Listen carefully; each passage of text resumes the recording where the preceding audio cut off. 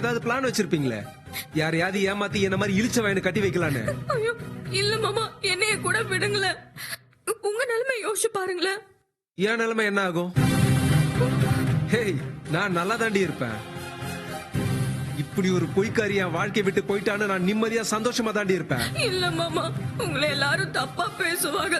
வீட்டுக்கு வாழ வந்த பொண்ணை துரத்தி விட்டுட்டேன்னு உங்களை தான் சொல்லுவாங்க. ஓ, சொல்லிட்டு போட்டோண்டி, நல்லா சொல்லிட்டு போட்டோம். இங்க பாரு, ஊர்ல இருக்கவன் அதை சொல்லுவான் இதை சொல்லுவான்னு சொல்லிட்டு ஊருக்காக உன் கூட நான் குடும்பம் நடத்திட்டு இருக்க முடியாது. இல்ல, புருஷன் பொண்டாட்டிக்குள்ள இந்த மாதிரி பிரச்சனை வருதெல்லாம் சகஜம் தானே. ஏய், பிரச்சனைங்கிறது வேற, போலியா ஒரு வாழ்க்கை வாழ்றதுங்கிறது வேற. எனக்கு ஒருத்தைய காட்டி கல்யாணம் பண்ணி வச்சாங்கல்ல, அவ வேற. இப்ப என் கூட இருக்கிறது வேற ஒருத்தின்னு தெரிய வரும்போது என்னால எப்படி சகிச்சுக்கிட்டு உன் கூட வாழ முடியும்? ஏய், உன்னைய பார்த்தாலே எனக்கு கோபம் வருதுடி. சொல்ல போனா உன் கூட வாழ்றதுக்கு எனக்கு பயமா இருக்கு. இன்னும் என்னென்னலாம் பிளான் பண்ணி வச்சிருக்கீங்களோ என்னால யோசிக்கவே முடியல.